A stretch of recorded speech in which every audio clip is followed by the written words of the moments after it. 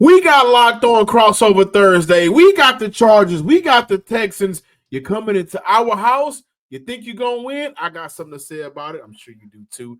Let's talk football.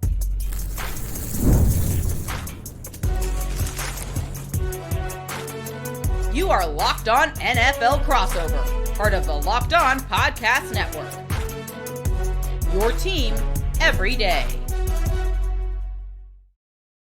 What's going on, Locked On Texans and Locked On Charger fans? Welcome to today's show. I'm Texans Credential Media member John Hickman alongside my man D. Wade is in the building. Daniel Wade of the Locked On Chargers podcast. It's going to be a fun show. Thank you for making us your first listen of the day and for making sure that you guys are a part of the Locked On Podcast Network, your team every day. On today's crossover episode, we will be talking about our keys to victories. Maybe give a score prediction at the end. Right now, the line is at 2.5. That's kind of interesting. We'll talk about the Texans' biggest storylines and the Chargers' biggest storylines. Today's episode is brought to you. Crossover Thursday, is presented by PrizePicks. Download the app and use code LOCKEDONNFL to win $50 instantly when you play $5. Daniel, this is an interesting game, I think. Nationally, everybody is picking the Chargers to beat the Texans. Locally here in Houston, we're standing tough. I know you guys out there cover the Chargers. You guys are rolling with the LA Chargers. But from a Chargers perspective, the biggest storyline surrounding this franchise right now, what's something that Texan fans need to know and even Chargers fans need to know, heading into Saturday's wildcard weekend? I think the biggest story for the Chargers right now is that, especially offensively, can the rookies keep doing what they're doing? And I think it starts with Ladd McConkey. And the reason that's so important today is because this is something Texans fans aren't going to feel bad for Chargers fans about. But neither of the Chargers' second or third best receivers were practicing the last time we saw them on Wednesday. Ladd McConkey, fully good to go, but Quentin Johnston, who had 13 catches for 186 yards, guy who played at TCU. I'm not sure if Texans fans know all about him, but that was the first time we've ever seen anything close to that. The dude almost tripled his career high in catches for a game, 13 for $186. But also Josh Palmer, not at practice all week. Feels like he's not going to play on Saturday. Quentin Johnston got downgraded with an illness, but what does that mean? It means that Ladd McConkey has his work cut out for him, and I think it's going to be one of the better matchups of this game, John, one of the ones I'm most excited about.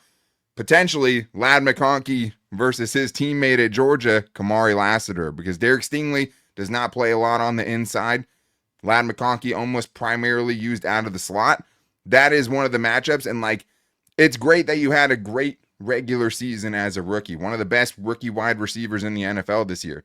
Now it's the big stage. Now you're going up against a team that played in the playoff game last year, and whether it's Ladd McConkey or Joe Alt, it can't stop now. Both those dudes are going to have to play like vets in this game if the Chargers are going to want to win, because what did the Texans have? They have a couple of really good cornerbacks in Kamari Lassiter and Derek Stingley, and they have a couple of really, really good edge rushers, obviously, in Danielle Hunter and Will Anderson. So I just think that for this game, it's, hey, there's no other choice. It's Ladd McConkey, who's been kind of the engine for this offense already. I mean, five catches and 50 yards at least in 7 straight to end the season is pretty awesome. At least 83 yards in 6 out of his last 7 games. But it doesn't matter now. This is a one-game playoff, win or go home. They need Ladd McConkey and their other rookie, Joe Alt, to step up in a big way, or else it could be a long day for the Chargers offense.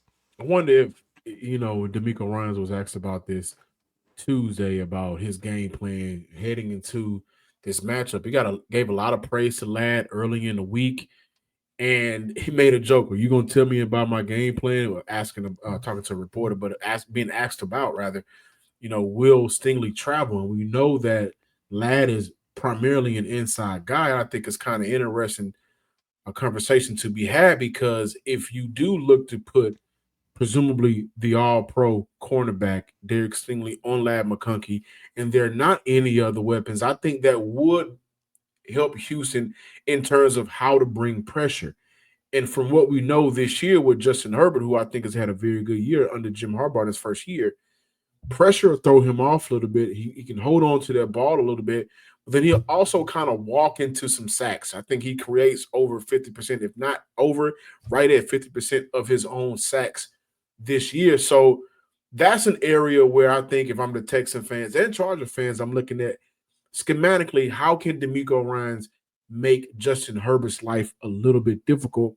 And if there's no Quentin Johnston, if there's no Josh Palmer, your wide receiver 2 and 3, that leaves you with McConkey going up against the second best cornerback in the NFL, and pressure can come up from that. Are you confident in Joe Alt and Rashawn Slater to kind of hold it down against those two bookends?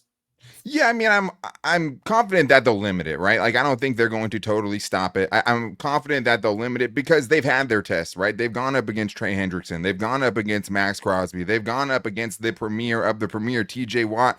You name it, Myles Garrett, you name it. They've gone up against the best of the best. But this might be the best tandem they face, right? So it's going to be on both of them to be on at all times. And the Chargers, what scares me more is the interior. And I think that the Chargers are kind of like the Texans in the sense that it's kind of hard to base all of their stats based on the team that's here right now, right? Because Justin Herbert has been one of the best quarterbacks in the league at avoiding sacks for his entire career so far. This year, it hasn't been there, like you brought up. Big part of that is the injuries, right? Like he's had a rolled ankle on both of his ankles this season. So the lack of mobility that he had, especially earlier in the year, definitely hurt him. He's as healthy now as he's been in a while, so you hope that he can be a little bit better there. But yeah, those guys are going to have to hold up. And I think for the Chargers defensively, it's the exact opposite. I mean, the biggest mismatch on paper for the Chargers going into this game defensively, your edge rushers versus that offensive line. Can you create pressure? Can you cause chaos for CJ Stroud? Because you were talked about, I heard your show the other day, when CJ Stroud has less than 2.5 seconds, it's a different quarterback, right? The air yards per attempt goes way down, right? I think you said it's like 4.4 if he can have more than 2.5 seconds. And then if he has more, then it's like 12.5 or something like that, or even 12 plus. If you have two guys who are making $30 million a year, right? This is probably the last rodeo for Joey Bosa and Khalil Mack. This is it right now. You're paying both those guys to be premier edge rushers in the NFL this year. Neither one of those guys hit double-digit sacks.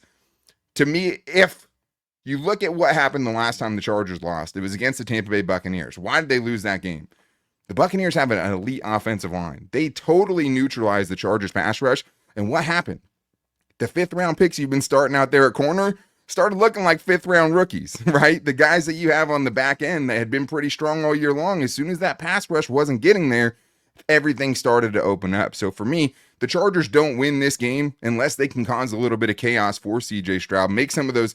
I mean, man, I watched the last, few games just to get ready for this matchup. Missing some uncharacteristic throws. I mean, by CJ Stroud standards. I mean, obviously, last year it was insane. Him and Justin Herbert, two of the best rookie seasons you've seen in the last 20 years, I would say.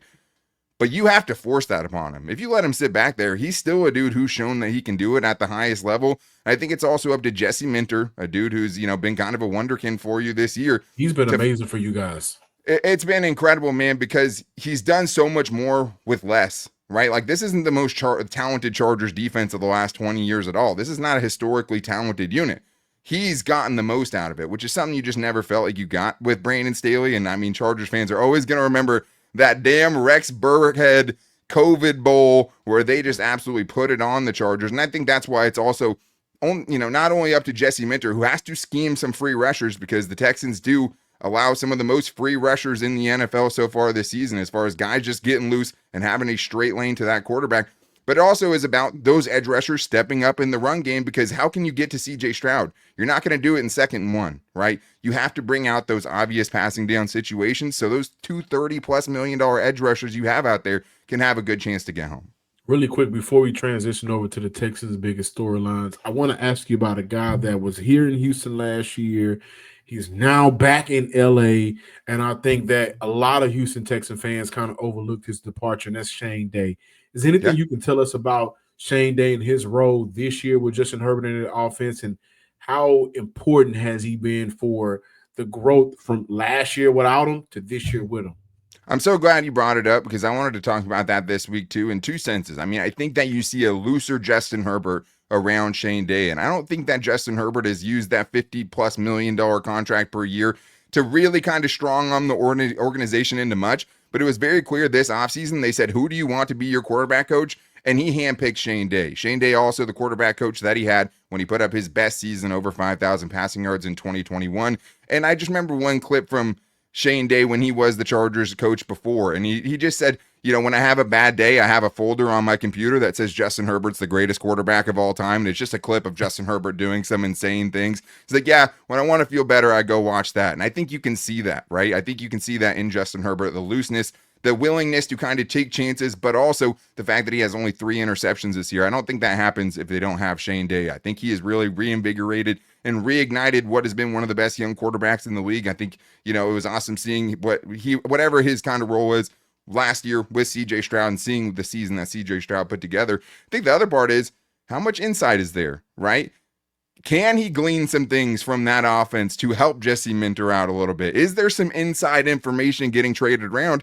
And the flip side of that is, if you're Houston, do you have some dummy calls out there offensively so that they can think maybe one thing's coming and maybe they're hitting you with something else? Yeah. So we got to talk about the biggest storylines for the Houston Texans when we get back. I think this is going to be a good game. I think it'll come down to the defense, but I think both quarterbacks are going to absolutely be needed. I got a feeling that's going to be a part of my storyline. So when we come back, we got more Crossover Thursday. First, so we got to tell you guys about Game Time, because you can still go to this game. I was shocked at how many tickets were still available. And if you need tickets to any kind of event, whether it's sports, theater, comedy, music, whatever it is, go to Game Time, because you're getting the best price. And they also have a new feature called Game Time Picks that makes getting tickets for your favorite live events even easier. Game Time Picks filters out the fluff to show you only incredible deals on great seats, so you don't have to waste time searching through thousands of tickets. Man, John, I was looking.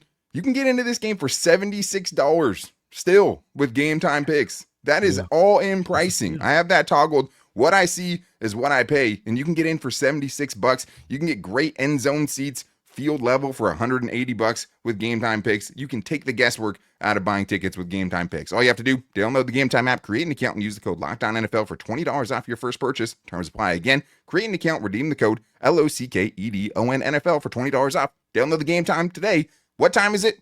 Game time.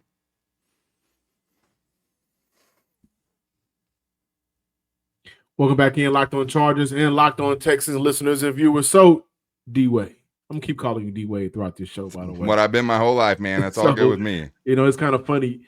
The flash symbol is like a lightning bolt, and you cover the Chargers, and Dwayne Wade, he's the Flash. He's the Flash. We're talking about the Chargers. Let's talk about the Texans, though. What kind of questions do you have for me, right? Like, biggest storylines, but I want to hear, what do you want to know? No, I'm glad you asked, because to me, what was hard in watching the Texans is I'm not watching this current version of the Texans, right? Like, if I watched last week, I'm seeing a lot of backups come in, right, and just be dominant on the ground, and they had a really good showing last week, especially the run game. But then I go back and I'm watching the Chiefs game, and obviously that's the game where they lost Tank Dell, and it just felt like there was such a kind of shift in that game when he caught that touchdown pass in the back of the end zone, where they had everything rolling, man. They probably should have won that game. If he continues playing, who knows what happens. But I just want to know kind of what your biggest fears are for this offense, who obviously, had the game that they had against the Baltimore Ravens, 31-2. But then last week, we didn't really get to see what the full Texans roster would look like in a game where, the starters only played a limited amount. So, like, you don't have, we know, I think Nico Collins, top 5 wide receiver in the league. I don't know if that's a hot take to put out there. I'm sure Texans fans who get to watch him every week probably think the same. But, like, no Tank Dell, no Stephon Diggs. What concerns you about that going into this big, giant one-game sample? It's just what you just said. Houston is really without 2 playmakers, and that's going to impact the offense. You got to look at this was an offense that was already struggling with both of them. Right. And then Nico Collins goes down early in the year. So this offense has been an up and down roller coaster all year, but for the most part, it's been down. When I look at the LA Chargers, what scares me the most isn't their offense. It's the defense, right? And one of, if not the best defense in the NFL by the numbers. And so when I look at what the Houston Texans have here, I don't have a fear that this defense won't give the offense the opportunities to win the game. You look at 5 interceptions from Jared Goff this year. He ain't did that since. Limiting Josh Allen, who currently the debate around the NFL world right now is Josh Allen or Lamar for MVP. Or Lamar Jackson, right? Look at how the Houston Texans have limited some of these offenses this year, And when it's time for the offense for the Houston Texans to score a point, it ain't been there. Second half, I think they went, if I remember correctly, 5 or 6 weeks without an offensive touchdown. Oh, So God. that is what scares me going into a game against statistically the number 1, number 2 defense in the NFL. You're without Tank Dell, you're without Stephon Diggs, and now you may be without John Metchell, who would be playing the wide receiver 2 role. He did not practice Wednesday. I'm not sure of the update right now, but you're going to be without some guys. And for CJ Stroud, yeah, I can bank on Nico Collins, and I know Joe Mixon is behind me. But Dalton Schultz has been a no-show for the majority part of this year. He's been very underwhelming. My other tight end is a rookie Cade Stover who's still trying to learn the NFL. And he's no Brock Bowers, right? So he came into the league still having to figure some things out, still having to learn the tight end position. Now he has to bank on a Robert Woods and Xavier Hutchinson and a Deontay Johnston who just got to Houston but didn't get an opportunity to really play with CJ Stroud when he did go 6 for 6 and a touchdown against Tennessee.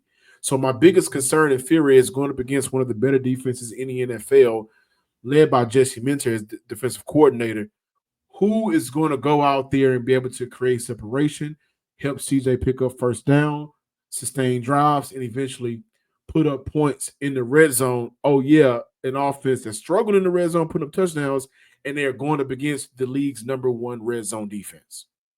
Yeah, no, I think that's super fair. I guess another question I'd have about the offense is, do you think they'd be committed to the run game? I mean, I think that's one of my biggest fears on the Charger side is like where they've had problems are teams that will stick with the run game if they can keep it close and then just kind of chew up clock and take 5 or 6 yards and get into these manageable situations where the Chargers pass rushers are not really a factor. And when you look at kind of what the Texans have done on the ground, it's very volatile, man. It just seems like it's very hit or miss. And that's kind of what leads to that question where it's just like, will they stay committed to using Joe Mixon and trying to win this game that way?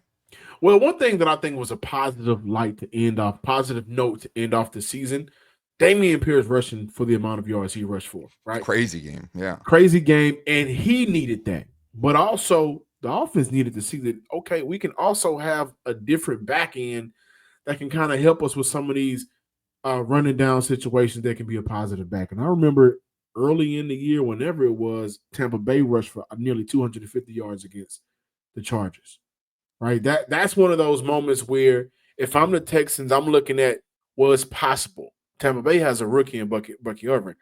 Now, granted, let me say this. The Houston Texans offensive line is nowhere near the offensive line for Tampa Bay, but sure, if the downs are not long, right? I don't want to see a lot of forcing runs on 2nd and 8. Sure. Right. But if you can pop off on first down a 5-yarder, well, that does a couple of things. Number one, for Bobby Slug, who's had an up and down volatile year, now my playbook is a little bit more open. I may not have to force to throw. I may not have to force to run. I can play action if I want to. But the run absolutely needs to be a part of the Houston Texans game plan, and they have to be successful at it.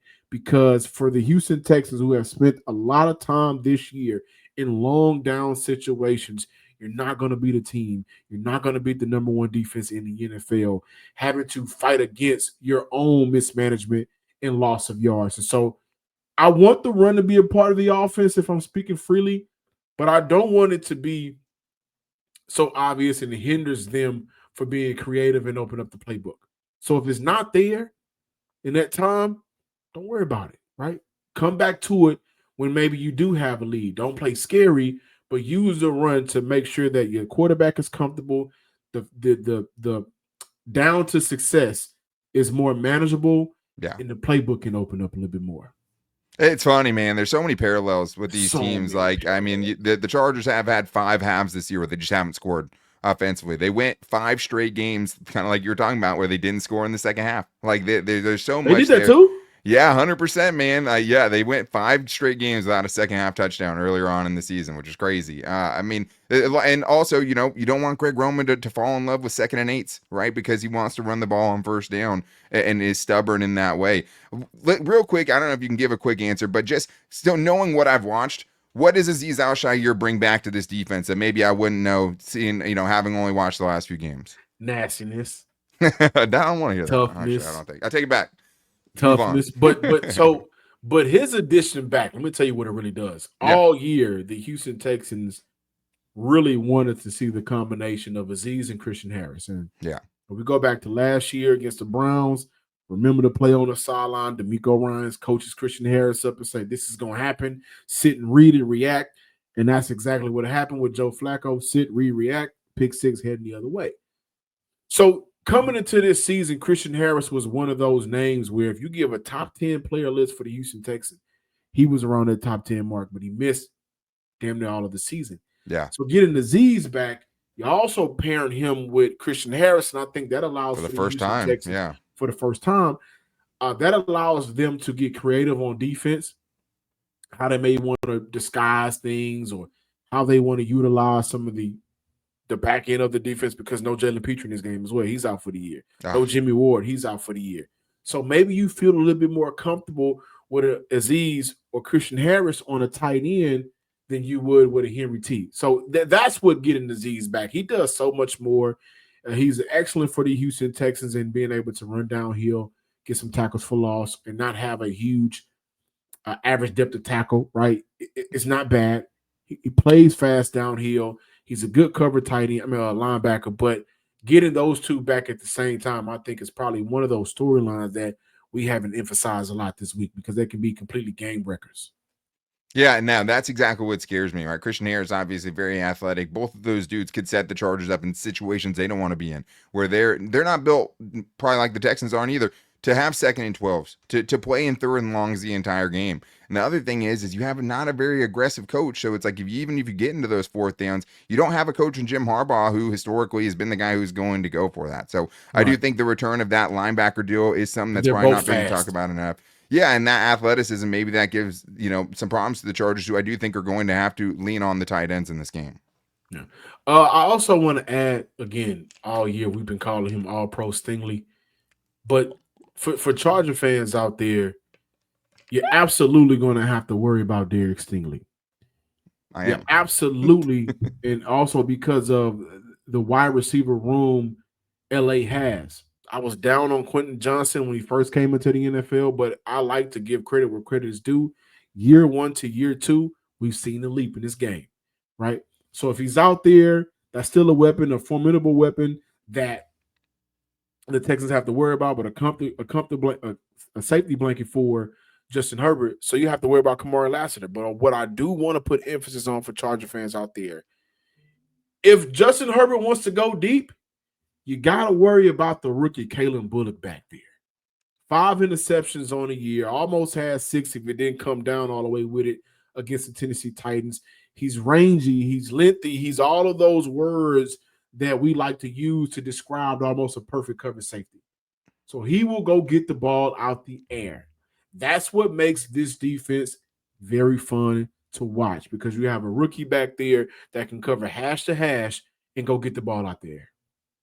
Yeah, I think when I think of Derek Stingley, I think of the Miami play too, right? Where end of the game, Tua's throwing it down the sideline, feels like a safe-ish throw, right? And I think for the Chargers fans, one of the things that's frustrated them is Quentin Johnston's taking a huge leap. He's not a dude that you want to be throwing go balls to consistently down the sideline. And I think that if you're the Chargers, Justin Herbert's been really good on deep balls, right? But no one's made him pay for it. And that's what scares me, is if you throw that 50-50 ball to QJ where it's not his game, even though he made a miraculous, amazing catch last week, Derek Stingley is a guy that can make you pay for it. And maybe that deters you from wanting to, keep taking those chances down the field. But that actually is going to lead perfectly into something I have for everyone next, Locked On Chargers fans, Locked On Texans fans, because I think if the Chargers don't play a clean game and Derek Stingley gets one, Kalen Bullock gets one, that might change the math in this game, and that might make the difference. So coming up next, getting into the 3 things that each team needs to do to pull off a big victory, because I think both teams have a really, really good shot, and we're going to get into that coming up after this. First, I need to tell you guys about Game Time, because from big upsets to game-winning drives, the NFL playoffs are better with FanDuel, because right now, new customers can bet $5 and get $200 in bonus bets guaranteed. That's $200 in bonus bets, win or lose. The FanDuel app gives you everything you need for live bets, same-game parlays, and so much more, all in the same place where you can have those live bets. You get all up-to-date statistics and everything, where you can make your educated bets and make sure you're getting the most out of it. But the lines have stayed steady later on in the week. The Chargers are going into this game as 2.5-point favorites. We know the Texans have the bulletin board material on the wall, because if you ask the national media what the spread on this game is, they might say it's 10 points, the way everyone is picking the Chargers for this one. It's very, very important, like we've talked about all week, for them not look over this game. But there's so much more that you guys can bet on with FanDuel, more than just who wins, over-unders, anytime touchdown scores are my favorite in this one. All you have to do, visit FanDuel.com to join today and get started with $200 in bonus bets. That's FanDuel.com. Make this playoff season unforgettable with FanDuel, an official sportsbook partner of the NFL. Welcome back in, Locked On Texans and Locked On Chargers fans. Crossover Thursday is presented by Prize Picks. Make sure that you download the app and use code Locked On NFL to win $50 instantly when you play $5. You know, this game can go either way. I mean, when you look at both of these teams, the first side of the ball you're going to mention is the defense. Then you look at the offense, and then you love the coaches. You look at what Jim Harbaugh has been able to do in his first year turnaround. Same with DeMeco Ryans last year. A lot of people feel like my co-host Big Sarge feels like this LA Chargers team in 2024 is the Houston Texans team of 2023. So I think this is going to be a better game than what a lot of people think. Both quarterbacks are going to be called upon to be, I'm not going to say elite, but smart. We need good football from the quarterbacks to make it a game. But in your opinion, what are your keys to victory? So if I had to boil it down to three things, it all seems pretty general, but I absolutely 100% think that's what it's going to be. And for me, play a clean game. Don't beat yourself. That means no drops, limit penalties, no giveaways. In the Chargers, if you look at the common denominator in their losses, you're going to see all three of those things. This is not a team you can mess around with and give the ball away against. My second thing, don't buy into the narratives. Something we talked about all week. Like I said, you'd think the Texans were 10-point dogs going into it. And I do think this is where the Chargers are different than in years past, because they can look across the sideline and not feel like there's an obvious coaching disadvantage sitting next to Justin Herbert on their own sideline. You could not say that with Brandon Staley. It has nothing to do with DeMeco Ryans, who I think has been an insanely good coach, and it's so crazy to me what he's been able to do so quickly in Houston, and I'm so happy for him. But the Chargers have Jim Harbaugh now. They have a real coach. They have a coach who's been here, and they have a coach you feel will have them ready for this game. The other thing, and I'm sure you'd agree with me, where this game could be decided, John, red zone, third down, period. You talked about it, right? The Chargers have had the best red zone defense in the NFL so far this season. In Houston, 26th in red zone touchdown percentage, 20th in third down percentage. That's where the Chargers have to eat, and that's where they can win this game. If the Chargers can win on third downs and keep them from kind of maybe reliving what they were last year, because I still think the Texans can tap into it. I still think the Texans can be that team, which is why I think Chargers fans should be cautious about looking ahead of this game. If the Chargers score touchdowns instead of settling for field goals and force the Texans to do the opposite, sometimes it's that simple, and I think they win the game if they do it. I'm going to kind of piggyback off what you said with just playing smart. The Houston Texans have been bit by penalties all year. We know about the Laramie Tunsil's and the false starts, the holding, everything. They got to. That's why I'm wearing this today, John. I'm hoping for a couple calls today. Okay, all right. the jig is up, but they have to play smart. But even with me saying playing smart and looking at the penalties and everything, playing smart for the Houston Texans also means for the offensive line, they have to play smart and communicate with the twists and stunts and the blitz that every team they played all year have known they cannot handle since week 2 against the Chicago Bears. So they gotta play smart. You're shaking your head. Should I? It's like you're holding up a mirror to me, bro. Like the interior of the Chargers offensive line is where they've struggled all season, and the biggest improvement that they've made are twists and stunts, because you would think they'd never seen a game in any level of football at the beginning of the season with how easy it was for them to stunt somebody, twist somebody, and have that lead to a free rusher to the quarterback. So I think both teams, that's a huge key for both. And that's been hurting this Houston Texans offense all year. I'm going to go as far to say I think the amount of hits that CJ has taken this year because of the inadequate protection up front has led to his mechanics being thrown off, and that's where we've seen his biggest drop off. Number 2 for me, create turnovers. I just told you guys about Kalen Bullock. We know about Derek Stingley. Kamari Lassiter has gotten in on the party.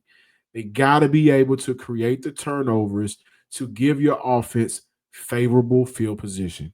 This is not an offense that I absolutely trust right now. And it hasn't been an offense that I've trusted for about 2 months. So this defense has saved them time and time again. They're going to do the same thing against the Chargers Saturday.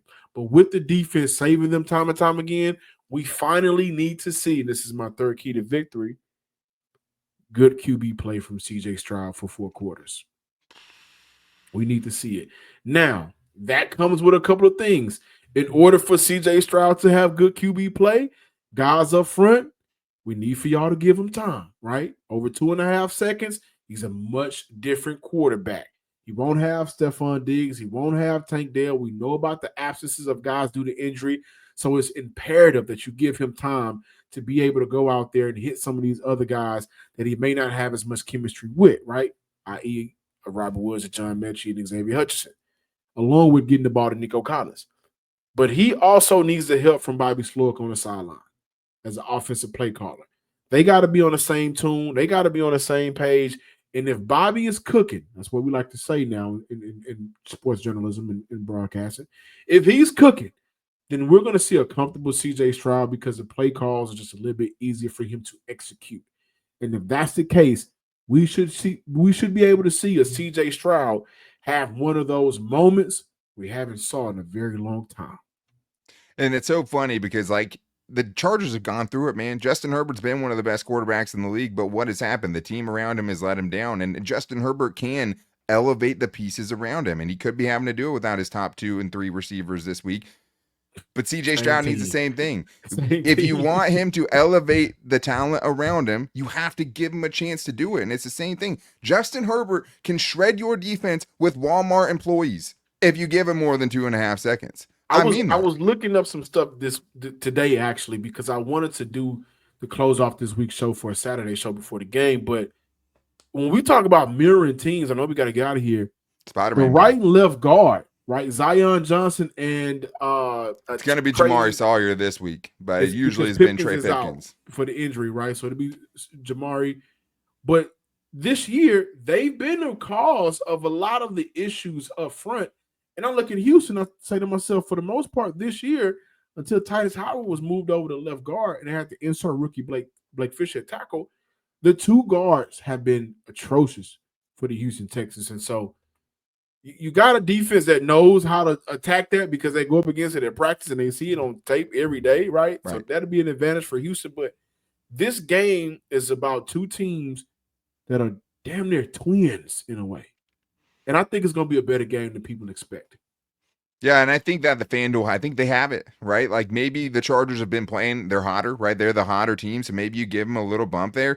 But I think anyone who thinks this is just an automatic game, I just don't think, look at kind of how these teams match up and also just the amount of good players that each of these teams have. Like it can be undone by 2 bad guards. You're not going to see the full Nico Collins experience if CJ Stroud has rushers in his face. And the same can be said for Justin Herbert, one of the best quarterbacks in the league. If you're going pressure A to B up the middle, it's just so hard to deal with. And especially when you have a couple of athletes on the end like Will Anderson and Daniil Hunter, where it might not be that easy for Justin Herbert to get around the edge and go find some space out there to create that second play in those broken plays. So I think it is truly a Spider-Man meme in this game. I think these teams have very similar flaws in a lot of ways, but neither one of these teams is a perfect team. And both have struggled at times against good teams where it's like, how good are these teams, right? Do the Texans count as a good offense? Because when bad offenses play the Chargers, they look bad and they look worse, right? Can the Houston Texans summon a good offense? Because we've seen the Bucs, we've seen the Bengals, we've seen the Ravens put up 30 on this team. So the Chargers have to bring their A game for sure. And I think it's going to be a very good, close game. Really quick score prediction. Put me on the spot. This is why I thought I was going to get Big Sarge, and I was really looking forward to that. No, I'm just kidding. I'm going to say Chargers 27, Texans 24. That's a lot of points. I'm going to say the first team of 21. So 21-17. That might be it. I think this Chargers offense, if they should be able to put up 24 points. Maybe it is a 24-21 game. I think 3 feels about right for me. The Chargers should win this game. Go do it. Yeah. Thank you guys for watching today's episode and listening to today's episode. Please be sure to subscribe to both the Locked On Texans and the Locked On Chargers on YouTube and wherever you listen to your podcast. Give me a follow on social media at John_Hickman12. And from my man Daniel Wade, make sure you follow him at Dan Talks Sports. Again, that is Dan Talks Sports on social media, on X rather. Until next time, ladies and gentlemen, peace.